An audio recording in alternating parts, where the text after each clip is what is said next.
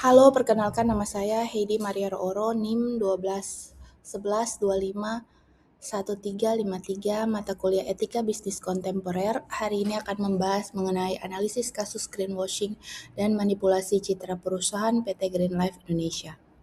Latar belakang kasus greenwashing dan manipulasi citra perusahaan PT Green Life Indonesia merupakan perusahaan produsen air minum dalam kemasan yang selama 5 tahun terakhir aktif mengkampanyekan slogan 100% ramah lingkungan. Perusahaan memperoleh citra positif melalui berbagai kegiatan CSR, penghijauan, serta promosi penggunaan kemasan yang diklaim dapat didaur ulang. Namun investigasi media menemukan bahwa lebih dari 80% limbah plastik perusahaan tidak pernah didaur ulang. Perusahaan masih menggunakan pemasok yang membuang limbah ke sungai. Laporan berkelanjutan hanya menampilkan data positif dan menyembunyikan data pencemaran. Setelah melihat berita tersebut viral, saham perusahaan turun, konsumen melakukan boikot, investor mulai menarik investasinya, pemerintah melakukan investigasi, dan direksi berpendapat bahwa tindakan tersebut merupakan strategi pemasaran yang masih dalam batas wajar. Identifikasi seluruh pelanggaran etika bisnis. Pada kasus PT Green Life Indonesia menunjukkan berbagai pelanggaran etika bisnis yang serius, antara lain: pertama, greenwashing atau manipulasi klaim lingkungan. Perusahaan mengklaim produknya 100% ramah lingkungan, padahal lebih dari 80% limbah plastik tidak pernah didaur ulang. Hal ini merupakan bentuk penyesatan informasi atau misleading information kepada konsumen. Kedua, kurangnya transparansi. Laporan berkelanjutan hanya menampilkan informatif positif dan menyembunyikan data pencemaran lingkungan. Tindakan ini melanggar prinsip keterbukaan atau transparansi. Ketiga, pelanggaran tanggung jawab lingkungan. Perusahaan tetap bekerja sama dengan pemasok yang membuang limbah ke sungai sehingga berkontribusi terhadap pencemaran lingkungan. Keempat, pelanggaran integritas bisnis. Pemasaran dibangun berdasarkan informasi yang tidak sesuai dengan kondisi nyata sehingga melanggar prinsip kejujuran atau honesty dan integritas. Pelanggaran akuntabilitas, manajemen tidak bertanggung jawab terhadap dampak sosial maupun lingkungan yang dihasilkan kegiatan operasional perusahaan. Pelanggaran hak konsumen, konsumen membeli produk berdasarkan informasi yang tidak benar sehingga kehilangan hak memperoleh informasi yang akurat. Pelanggaran etika corporate social responsibility atau CSR. Program CSR hanya dijadikan alat pencitraan tanpa disertai implementasi yang nyata terhadap pengelolaan lingkungan. Stakeholder theory, menurut Edward Freeman, perusahaan memiliki tanggung jawab kepada seluruh pemangku kepentingan stakeholders, bukan hanya pemegang saham. Pada kasus ini, perusahaan gagal memenuhi kepentingan stakeholder berikut. Stakeholder, dampak, konsumen tertipu oleh klaim ramah lingkungan, investor, nilai investasi menurun akibat turunnya harga saham. Pada karyawan, reputasi perusahaan buruk sehingga mempengaruhi moral kerja. Pemerintah harus mengeluarkan biaya pengawasan dan investigasi. Pada masyarakat, mengalami dampak pencemaran lingkungan. Hubungan bisnis terganggu akibat investigasi dan pencemaran lingkungan plastik dan sungai.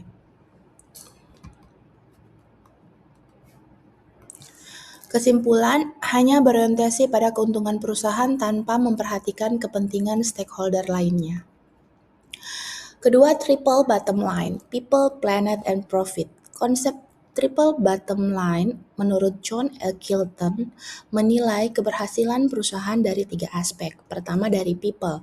Seharusnya menjaga kesehatan masyarakat, memberikan informasi yang jujur, faktanya masyarakat dirugikan dan konsumen dibohongi.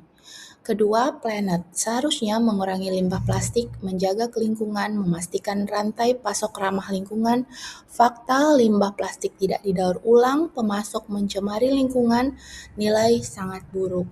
Profit, awalnya perusahaan memperoleh keuntungan melalui pencitraan, namun setelah kasus terbongkar, saham turun, investor keluar, penjualan menurun, boikot konsumen, biaya hukum meningkat, dan profit jangka panjang menjadi negatif. Kesimpulan dari triple bottom line, aspek penilaian, people tidak tercapai, planet gagal total, profit hanya keuntungan jangka pendek. Ketiga, analisis ESG, Environmental, Social, and Governance. Environmental, kelemahan, gagal mengolah limbah, menyebabkan pencemaran, tidak menerapkan circular economy, dan skor sangat buruk. Untuk sosial, masalahnya menipu konsumen, kehilangan kepercayaan masyarakat, CSR tidak sesuai kenyataan, atau skor buruk. Governance, masalahnya laporan berkelanjutan tidak transparan, direksi membenarkan praktek manipulatif, lemahnya pengawasan internal, skor sangat buruk.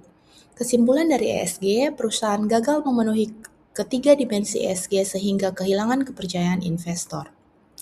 Keempat, corporate governance. Prinsip good corporate governance atau GCG, transparansi tidak terpenuhi karena menyembunyikan data pencemaran, accountability tidak ada pertanggungjawaban atas kerusakan lingkungan, responsibility tidak menjalankan tanggung jawab sosial dan lingkungan, independence keputusan direksi lebih mengutamakan pencitraan dibanding fakta, fairness konsumen dan investor menerima informasi yang tidak adil. Kesimpulannya, kelima prinsip good corporate governance telah dilanggar. Identifikasi pihak-pihak yang terdampak. Konsumen kehilangan kepercayaan dan merasa tertipu, investor nilai saham turun, pemegang saham kerugian finansial, karyawan reputasi perusahaan menurun sehingga mempengaruhi kebanggaan kerja, media menjadi pengawas independen terhadap praktik bisnis. Pemerintah harus melakukan investigasi dan penegakan hukum, masyarakat sekitar terkena dampak pencemaran, pemasok hubungan bisnis terganggu, lingkungan kerusakan ekosistem akibat limbah plastik dan pencemaran sungai, LSM lingkungan meningkatkan tekanan terhadap perusahaan. Keempat, analisis resiko. Resiko jangka pendek, penurunan harga saham, boikot konsumen, penurunan penjualan, penarikan investasi, investasi pemerintah, publikasi negatif di media, hilangnya kepercayaan publik.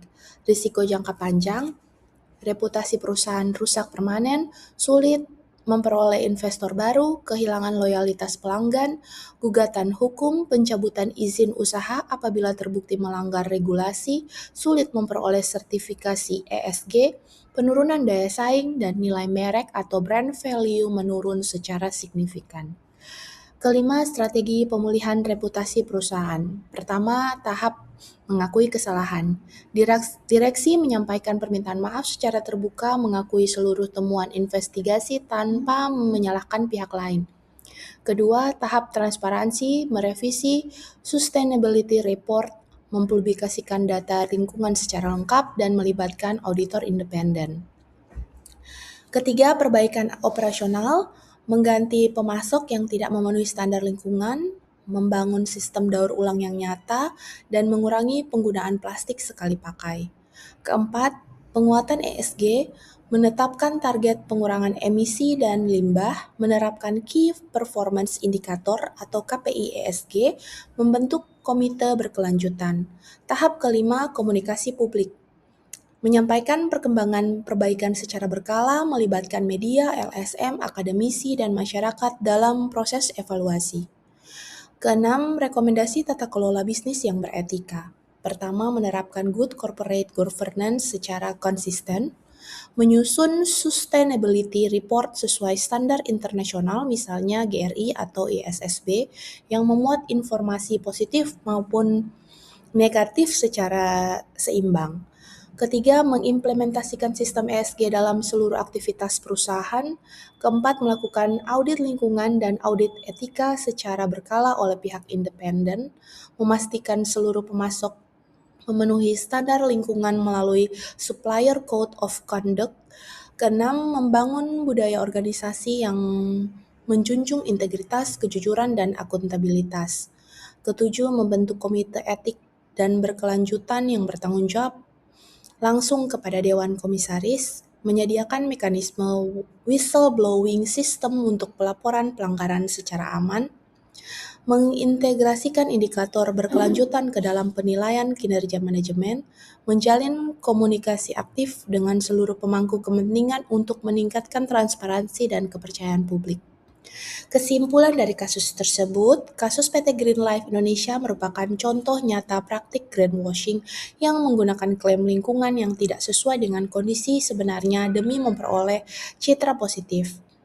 Perusahaan telah melanggar prinsip etika bisnis, gagal memenuhi tanggung jawab kepada para pemangku kepentingan, serta tidak menerapkan triple bottom line, ESG, dan good corporate governance secara memadai. Dampaknya adalah hilangnya kepercayaan konsumen, penurunan nilai perusahaan, penarikan investasi, serta meningkatnya risiko hukum dan reputasi.